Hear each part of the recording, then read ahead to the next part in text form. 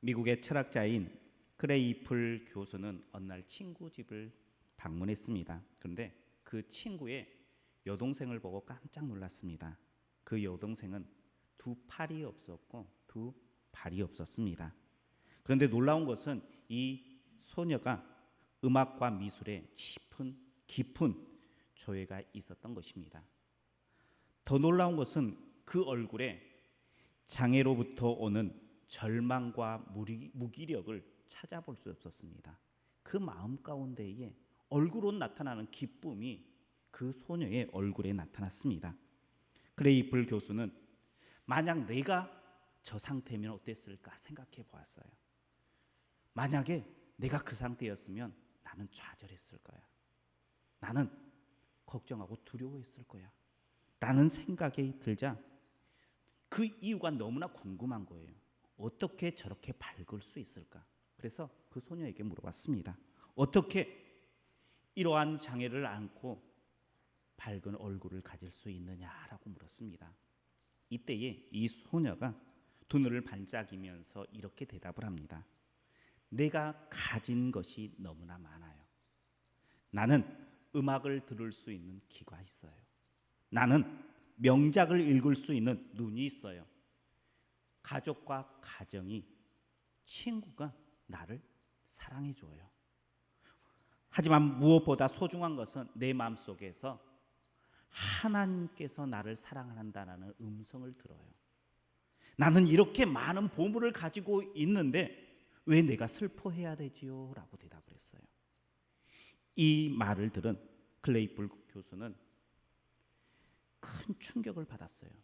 자신은 멀쩡한 몸이에요. 좋은 직장을 가지고 있어요. 그럼에도 불구하고 항상 불안했어요. 뭔가 쫓기는 인생들을 살아갔다는 거예요. 매일 번뇌하며 살아간 자기 모습과는 너무나 다른 모습을 발견했습니다. 그래서 그 소년 마지막 말 가운데 있었던 하나님의 사랑이 내 안에 있다라는 그 말이 마음에 다가와서 도대체 하나님은 누구신가? 누구시기에 저 장애의 소녀의 마음과 얼굴을 밝게 할 수 있을까 생각해서 하나님을 믿기 시작했다라는 거예요. 요즘 세상은 참 어렵습니다. 뭔가 활력을 가지면 좋은데 활력을 얻을 만한 것들이 점점 사라져가고 있는 시대가 바로 우리가 살고 있는 이 시대입니다. 다람쥐 쳇바퀴 돌듯이 일상이 매일 반복됩니다. 이러한 일상 가운데에 우리의 삶은 어떤 모습입니까? 기뻐합니까? 무기력해지고 있습니까? 어쩔 수 없이 살아가고 있는 인생입니까?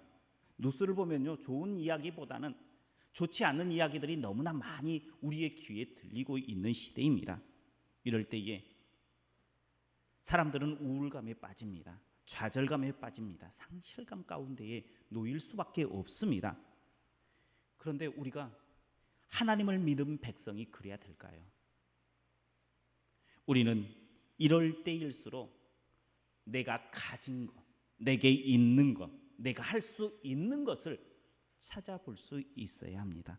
그래서 우리 안에 잃어버렸던 기쁨들을 다시 회복해 나가야 된다는 거예요.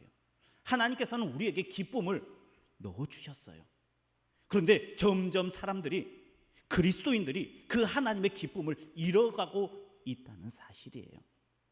하나님께서 바라보시면서 너무나 안타까워하는 부분이 이 부분이다라는 거예요. 우리 옆에 분들과 함께 인사하겠습니다. 당신 안에 하나님의 기쁨이 가득합니다.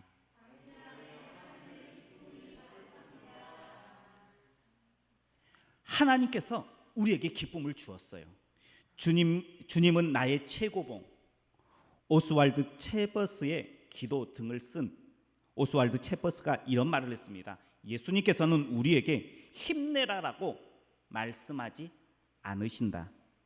우리 속에 하나님의 속삭인 기적의 기쁨을 심어주시는 분이다 라고 이야기했어요. 그냥 단순히 힘내라고 이야기하는 것이 아니라 우리 안에 기뻐할 수 있는 그 요소들을 넣어준다라는 거예요. 그래서 기뻐하게 하신다라는 거예요. 우리 안에는 이미 예수님께서 넣어주신 하나님께서 불어넣어 주신 기쁨이 가득 넘치는 줄 믿으시길 바랍니다. 우리 안에 넣어주신 그 주님의 그 기쁨, 지금 우리가 누리고 있습니까? 오늘 주님께서 우리에게 주신 그 기쁨을 다시 회복하는 이 예배의 시간 되시길 주님의 이름으로 축복합니다. 오늘 본문은 하나님의 심판 뒤에 남은 자들, 그 남은 자들에게 하나님께서는 큰 영광을 주시겠다라고 약속해 주신 언약의 말씀이에요. 하나님을 떠난 이스라엘 백성들을 하나님께서 치십니다. 그래서 멸망해요. 바벨론에 의해서 멸망하여서 이스라엘 백성들이 포로로 끌려갑니다. 그러면서 땅은 황폐해졌습니다. 민심은 흉흉해졌습니다. 아무리 봐도 내일에 대한 희망이 없어요. 젊은 사람 다 끌려갔고요. 유능한 사람들은, 뭔가 할 만한 사람들은 다 잡혀갔어요. 노인들이 남았고요. 어리숙한 사람들만 남았어요. 희망이 있습니까? 없습니까? 희망이 보이지 않아요. 사람이 희망이 있으면요, 꿈을 꾸고 기뻐할 수 있어요. 즐거워하고 재미가 있어요. 근데 희망이 없으면요, 재미가 없습니다. 아무리 옆에서 떠들어도 그것이 내 이야기하고는, 내 인생과는 다르다라는 그러한 느낌 때문에 우울해질 수밖에 없습니다. 분노해질 수밖에 없는 것이 우리의 인생입니다. 그래서 희망이 중요해요. 근데 하나님께서는 하나님의 백성에게 뭐라고 말씀하십니까? 시온에 따라 노래할지어다. 이스라엘아 기쁘게 부를지어다 라고 이야기하고 있습니다. 이때가 그냥 평상시 때가 아니에요. 내 부모가 끌려갔어요. 내 형제가 끌려갔어요. 내 사랑하는 사람들이 죽어있는 그러한 상황 가운데에 놓여 있을 때예요. 절망 가운데에 희망이 하나도 없는 그 시대예요. 근데 하나님께서 노래하라, 기뻐하라 라고 말씀하십니다. 하나님께서 노래하라, 기뻐하라 그러면 아무 때나 우리 성도님들 기뻐하고 있습니까? 노래합니까? 지난주 저가 가까운 친척 형님이 암으로 하나님의 부르심을 받았어요. 제가 그 수요일 날 이렇게 다녀왔는데, 촌스러운 형님인데 나이로는 아버지 또래예요. 그래서 70이 넘으셨어요. 장례식장에 가보니까 형수님과 조카들이 무덤덤하게 있더라고요. 한 7, 8년을 암투병을 했어요. 그리고 6개월 사이에 죽을 고비를 4번이나 넘겼다라고 해요. 그러다 보니까 준비를 다 하고 있었던 상태였습니다. 그런데 아무리 준비를 하고 무덤덤하고 있는 그 상황 가운데에 제가 가서 같이 노래하고 기뻐합시다 라고 이야기하면 될까요? 안 될까요? 그 장례식장에 있는 사람들이 저를 뭐라고 생각하겠어요? 아마 미쳤다라고 이야기했을 거예요. 그렇지 않을까요? 초상집에서, 장례식장에서 기뻐하면 노래합시다라고 말하는 것은 어울리지 않아요. 그런데 하나님께서는 지금 이스라엘 백성들에게 기뻐하고 노래하자라고 이야기해요. 너희의 손을 늘어뜨리지 말라라는 거예요. 내가 너희의 기쁨이 되어주겠다는 거예요. 내가 너희의 희망이 되어주겠다라고 지금 말씀하고 있습니다.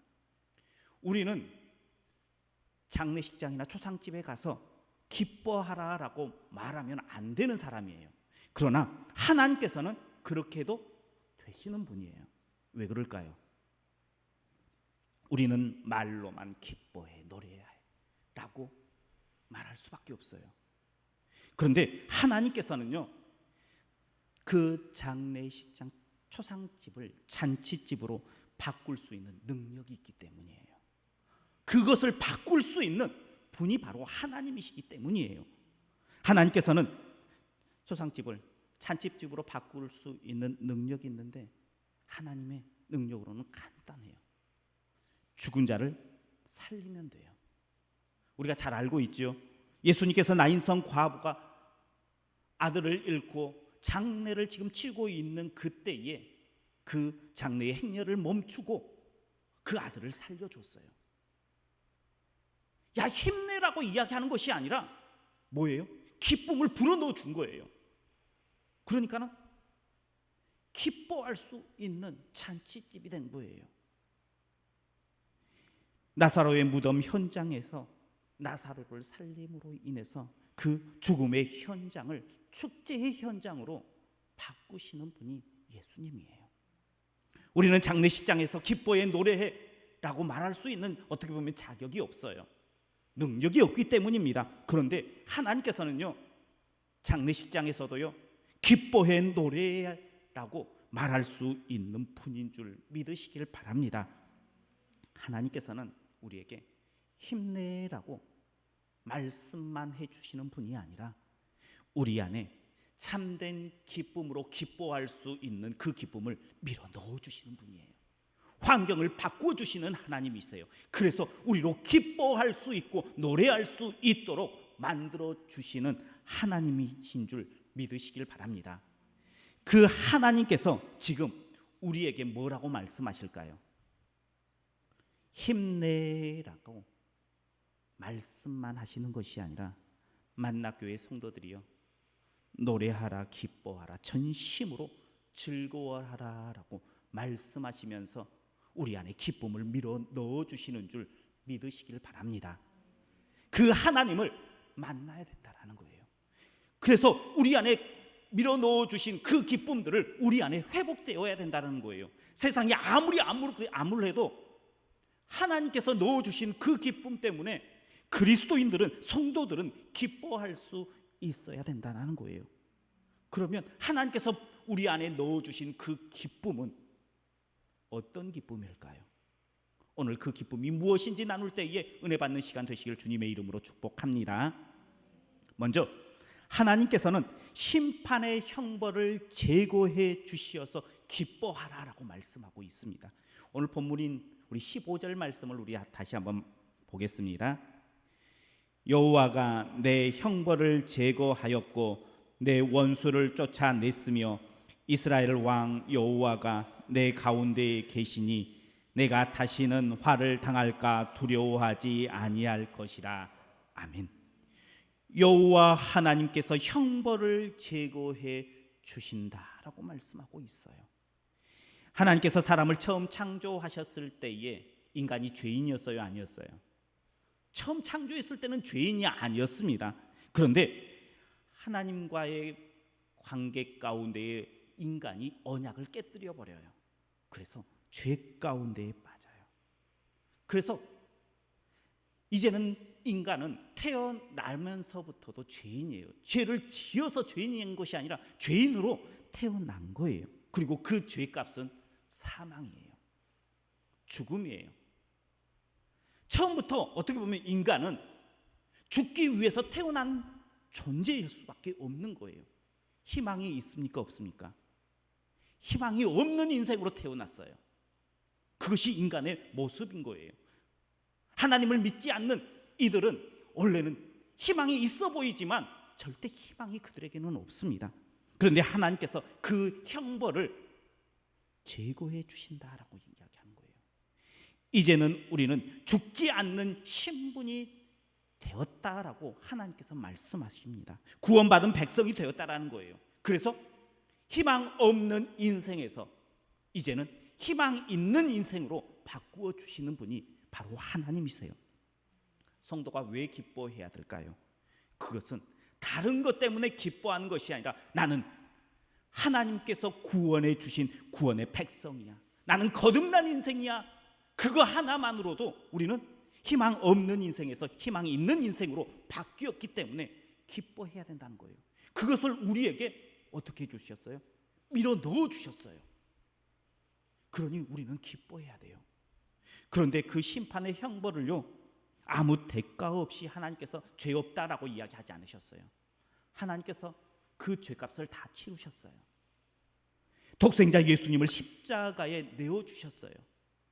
우리의 모든 죄를 다 짊어지고 죄의 값으로 십자가에서 죽음을 맞이했어요. 그렇게 해서 우리의 형벌을 제거해 주셨다는 거예요. 구원받은 백성, 그 은혜의 축복을 가볍게 여기서는 안 돼요. 그 감격을 소홀히 하여 기뻐하지 않는 인생, 그것은 어찌 보면 하나님께서 우리에게 주신 예수 그리스도의 그 십자가의 사건을 어떻게 보면 부인하는 그러한 모습일 수 있어요. 하나님께서 우리에게 불어넣어 주신 그 기쁨, 죄 없이 형벌을 제거하여 주시는 그 은혜의 감격 가운데에 다시 기쁨을 회복할 수 있는 우리 성도님들 모두가 되시기를 축복합니다. 우리는 희망 없는 인생이 아니라 희망이 있는 인생이에요. 우리는 죽을 인생이 아니라 영원토록 살아남을 인생인 줄 믿고 우리 안에 기쁨이 다시 일어나는 우리 성도님들 모두가 되시기를 주님의 이름으로 축복합니다. 두 번째, 하나님께서는 우리의 대적을 물리쳐 주심으로 기뻐하게 하신 분이에요. 내 원수를 내쫓으시며 라고 말씀하고 있습니다. 우리가 사는 세상에서 우리를 괴롭히는 존재가 있습니까? 없습니까? 이 본문이 기록될 당시에 이스라엘 백성들을 괴롭힌 이들이 대적들이 있었습니다. 그때 강대국이었던 아수르와 바벨론이었어요. 그들이 이스라엘 백성들을 괴롭힐 때에 하나님께서 내가 그 대적들을 물리쳐 주겠다라고 하나님께서 약속해 주셨습니다. 너희를 근심케 하고 기쁨 가운데 거하지 못하게 하는 그 대적들을 너희 안에서 몰아내 주시겠다라는 거예요.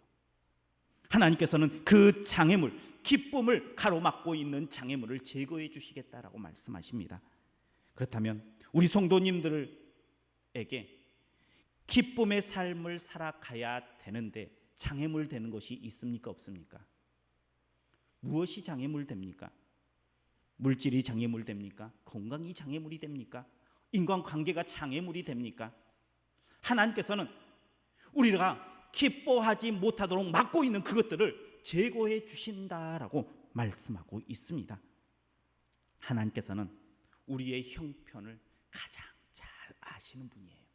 그리고 그 형편을 가장 잘 아시는 분이 지금 누구를 위해서 일하시느냐? 우리를 위해서 일하고 계시는 줄 믿으시길 바랍니다.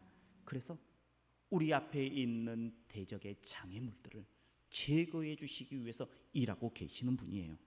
아니, 어찌 보면 지금 미리 일하심으로 인해서 하나님의 일하심은 한창 진행되고 있는 상태인 줄 믿고 하나님께서 우리를 이끌어 주실 그 은혜를 기대하는 우리 성도님들 되시기를 축복합니다.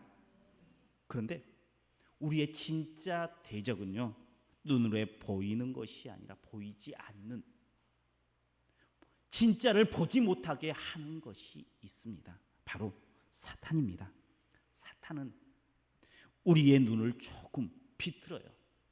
그래서 봐야 할 것들을 보지 못하게 해요. 들어야 할 것들을 듣지 못하게 해요. 친구들의 말을 오해하게 만들어요. 그래서 불화하게 만듭니다. 사랑하는 사람들을 곡해하게 만들어요. 그것이 사탄이에요. 큰 기쁨을 사탄은요, 하찮게 여기도록 우리의 마음을 조금 비틀어요. 조그만한 것을 큰 것처럼 부풀려서 우리의 마음을 요동치게 만드는 것이 바로 사탄이다라는 거예요. 아주 작은 슬픔을 커다란 산처럼 우리에게 다가오게 만든 것이 사탄이에요. 그러니 사탄이 일하면 우리의 기쁨이 유지가 될까요? 안 될까요? 유지가 되지 않아요. 그래서 하나님께서는 그 사탄, 대적을, 원수를 물리쳐 주시겠다라고 이야기하십니다. 그리고 그 물리쳐 주시기 위해서 예수 그리스도께서 십자가를 지셨습니다. 그래서 이미 우리 앞에 있는 대적은 하나님께서 예수 그리스도를 통해서 물리쳐 주신 줄 믿으시길 바랍니다. 그러니 우리는 이제 예수 그리스도를 통해서 진짜를 볼 수 있어야 돼요. 아니, 볼 수 있는 능력이 우리에게 주어졌어요. 조금 옆에서 사단이 찔러도 우리는 볼 수 있는 눈이 있고요, 들을 수 있는 귀가 지금 우리에게 있다는 사실을 기억하십시오. 그래서 진실을 보고 진리를 보고 쫓아가야 됩니다. 그래서 우리 안에 잃어버렸던 기쁨들을 회복할 수 있는 우리 성도님들 되시길 주님의 이름으로 축복합니다. 세 번째, 하나님께서 우리에게 기쁨을 주시기 위해서 우리 가운데에 계신다라고 말씀하고 계십니다. 이스라엘의 왕 여호와께서 내 가운데에 계시니라고 말씀하고 계세요. 왜 우리가 하나님께서 밀어 넣어 주신 기쁨을 누리지 못할까요? 그것은 다른 것이 아니에요. 우리 안에 계시는 주님 하나님을 느끼지 못하기 때문이에요. 어린 아이들은요, 엄마가 눈에 보이지 않으면 불안해해요. 그리고 조금만 건드려도 어떻게 해요? 울음을 터뜨려 버려요. 나 불안해요, 나 힘들어요, 내 엄마 찾아주세요 라고 하면서 웁니다. 그런데 엄마가 보이면 어떻게 합니까? 금세 그 품에서 울음을 그칩니다. 그 울었던 얼굴 가운데에 미소가 띄어지고요, 웃음꽃이 피어지는 것을 우리는 잘 알고 있습니다. 성도는요, 바로 이 어린 아이와 같아야 된다는 거예요. 하나님 앞에서 어른 행세해서는 안 되는 거예요. 하나님이 보이지 않으면 성도는 불안해야 돼요. 걱정해야 돼요. 두려워해야 돼요. 그런데 나는 어른이야 라고 생각을 해요. 그래서 불안하지 않은 척, 괜찮은 척, 씩씩한 척 하는 성도들이 많아졌어요. 그렇게 신앙생활을 하면서 우리 안에 기쁨이 사라지기 시작했어요. 하나님 품 안에서 기뻐해야 되는데 그 기쁨이 사라진 거예요. 주님께서 넣어주신 그 기쁨들이 우리 안에서 점점 사라져가고 있었던 것입니다. 성도는 하나님과 함께할 때 진짜 기뻐할 수 있어요. 그런데 어른이 되어서 나는 조금 힘들어도 괜찮아, 나는 하나님이 잘 보이지 않아도 나는 견딜 수 있어 라는 신앙의 모습으로 바뀌었어요. 우리 성도님들께서는 하나님 앞에서 어른입니까? 어린아이입니까? 그래도 어른이 되어야겠어요. 하나님의 나라를 어린아이와 같이 받아들이지 않는 자는 결단코 하나님의 나라에 들어가지 못한다라고 누가복음 16장에서 말씀하고 있어요. 어린아이와 같아야 된다는 것은 성숙하지 말고 항상 어린아이와 같아야 된다는 것이 아니라 하나님 안에서 하나님과 함께 가는, 하나님 때문에 기뻐하고 하나님 때문에 하나님이 보이지 않으면 불안해하고 울며 끓는 수 있는 그런 신앙인이 되어야 된다라고 말씀해 주고 있는 거예요. 하나님께서 우리 안에 계실 때에 그 안에 우리의 기쁨들이 자꾸 피어날 줄 믿으시길 바랍니다. 하나님께서는 지금 우리 안에 계셔요. 그래서 우리 안에